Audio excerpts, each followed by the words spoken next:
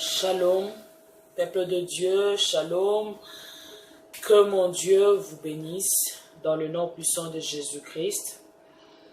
Nous laissons ces moments entre les mains de Dieu, que le Saint-Esprit de Dieu puisse encore nous fortifier et nous révéler les mystères cachés. La Bible nous dit dans Jérémie 33, 3, la Bible dit « Invoque-moi, je te répondrai. Je te révélerai des mystères cachés que tu ne connais pas. » Bien-aimé, voilà ma raison d'aujourd'hui, de cet après-midi. Je ne sais pas à quelle heure vous allez me suivre. Chacun à son heure. La Bible nous demande d'invoquer l'Éternel. Il va nous répondre. Déjà, c'est inéquivoque. Quand tu invoques Dieu, il répond. Donc, c'est un Dieu qui répond aux demandes. C'est quelque part, si nous ne demandons pas, la réponse ne viendra pas aussi. Et il continue pour dire, je te ferai découvrir le mystère caché que tu ne connais pas. Donc, quelque part, nous savons que tout un enfant de Dieu a des mystères cachés dans sa vie. Tout pays, toute nation a aussi de mystères qui sont encore cachés. Et nous savons que la Bible nous dit que la gloire de Dieu, c'est de cacher les choses. Mais celle du roi, c'est de les révéler à son peuple. Si la gloire du roi, c'est de les révéler à son peuple, et nous autres, la gloire de notre Dieu, c'est de les cacher. Et sachez que ce qui est dans la souveraineté de Dieu, l'Éternel Dieu le révèle à son peuple. S'il le veut, il va nous le révéler parce qu'il a dit dans Jérémie 33, 3, nous, si vous l'invoquez. Bien aimé, pourquoi je prends ces passages pour un peu expliquer quelque chose là. Je vois dans Facebook, de photos, de vidéos qui passent par béni, vraiment c'est affreux. C'est étant une mère, étant un être humain, si j'essayais un peu de me mettre à la place des victimes, je ne sais pas. C'est vrai, tout homme est faillible, comme on dit aux amabélés, aux amabélés, mais pas de cette manière. Parce que la Bible dit que l'homme n'a pas le pouvoir sur sa vie, sur son corps. Il ne peut pas mettre la fin à sa vie. Et quand nous voyons un autre être humain comme ça, mettre la fin dans la vie des autres personnes, que Dieu nous aide. Mais là, je prie juste une parenthèse. Je voulais dire vraiment aujourd'hui que, bien aimé, nous devons invoquer Dieu. Pourquoi je dis invoquer Dieu? Le premier point, c'est quoi? Ce que nous avons vu, ce n'est rien du tout, bien aimé. Une autre personne va me dire, maman Jolie, tu dis rien du tout par rapport à quoi? Les gens meurent, les gens souffrent. Bien aimé, je suis ensemble de cœur avec ceux qui souffrent, ceux qui ont mal. Je suis ensemble avec eux. Mais si tu lis dans la Bible, tu comprendras ce qui se passe. C'est parce que nous sommes au temps de la fin. Pas seulement nous allons louer ce qui se passe ou bien dire que c'est normaliser ça. En quelque sorte, je voulais dire ça. Mais c'est parce qu'il faut comprendre que nous sommes au temps de la fin. Tout ceci doivent arriver. Si ceci n'arrive pas, donc quelque part, Christ n'était pas le prophète. Jésus-Christ a dit ça. Toutes ces histoires qui se font, la tribulation, la persécution, la souffrance, la misère même, ce sont les choses qui doivent nécessairement s'accomplir. Et si nous voyons même, la Bible nous dit aussi, ce qui s'est passé au temps de Noé arrivera certainement dans notre temps. La Bible, c'est le processus de toute une vie, de toute une génération. Ce qui a été déjà passé, nous autres aussi, nous le vivons aujourd'hui. Bien aimé, ce n'est pas facile.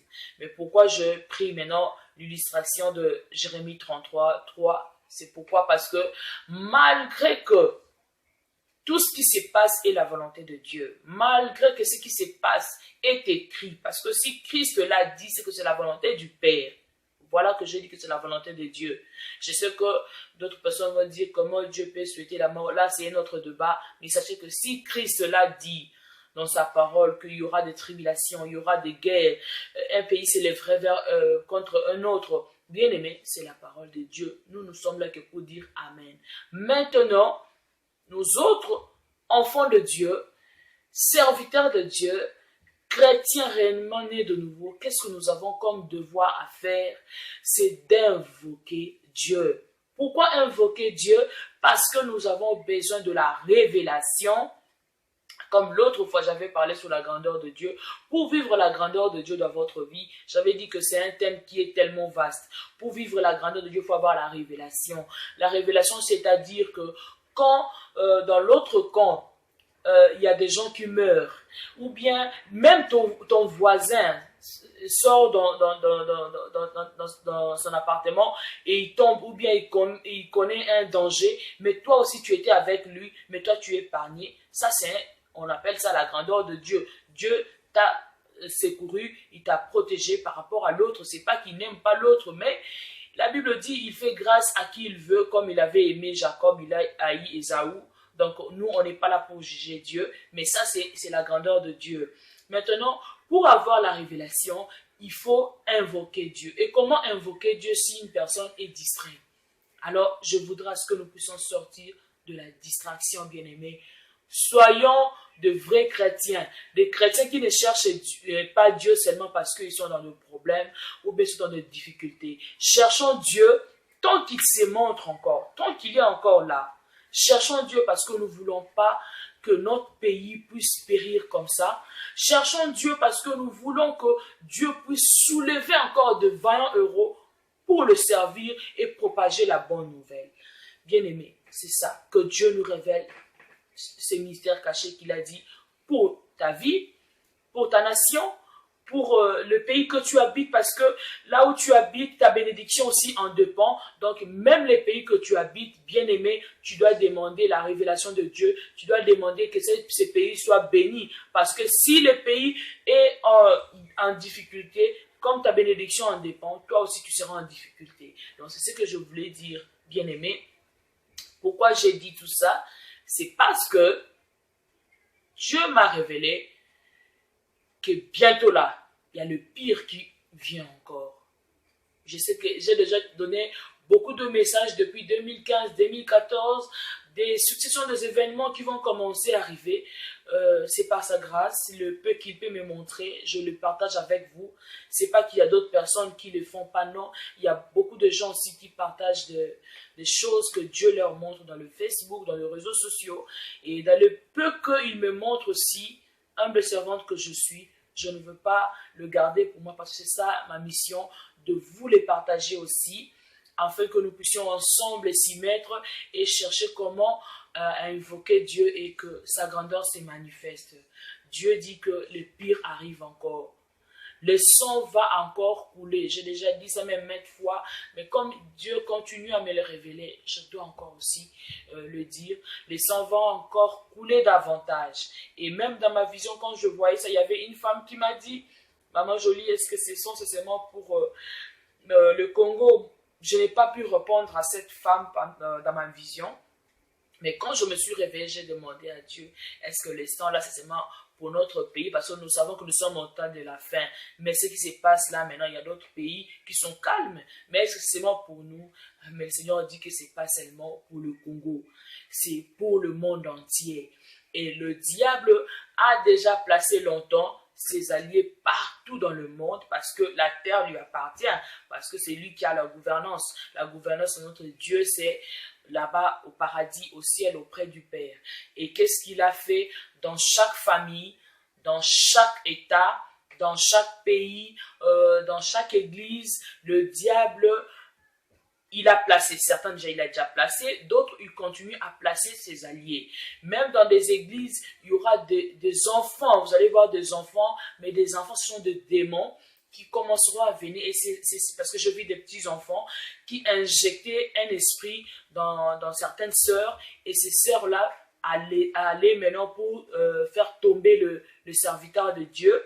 Donc je dois dire ce que j'ai vu, et je voyais comment ils injectaient des mauvais esprits dans des églises et dans des familles. Le diable devait maintenant placer ses alliés pour commencer à abîmer les enfants, que d'autres enfants se perdent comme ça, d'autres deviennent des impudiques, certains enfants qui filment de chanvre, donc qu'ils puissent seulement abîmer la vie ou la destinée de chaque enfant de Dieu. C'est ça même l'objectif. Et le sang coulera quand il va placer partout ses alliés, c'est pour que nous puissions tomber.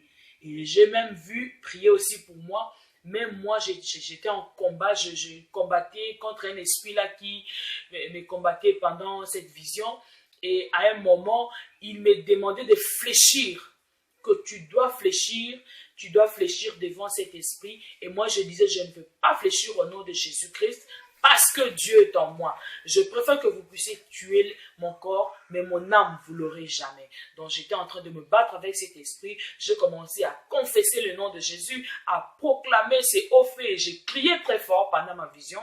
Bien-aimé, c'est ce que je veux que vous puissiez faire. Parce que si tu vois que tu as des difficultés pour le travail, pour la vie sociale, je ne sais pas moi quoi, sachez que c'est l'œuvre du diable. Alors nous maintenant, nous allons invoquer Dieu. Nous avons besoin de la prière. Voilà pourquoi je me présente. Nous avons besoin de la prière, alors prière. Que tout le peuple de Dieu puisse s'élever. Nous avons besoin des intercesseurs. Nous avons besoin de gens qui sont debout à la brèche, qui pleurent, qui intercèdent pour les autres, pour nos vies. Nous avons besoin de ça. Voilà que déjà, cette semaine, moi je commence déjà à prier sur cet angle-là. Et nous voulons à ce que la semaine prochaine, qui commence ici pour clôturer le mois de mai, bien aimé partout dans le monde, j'ai besoin que nous puissions avoir 3 jours dans la présence de Dieu.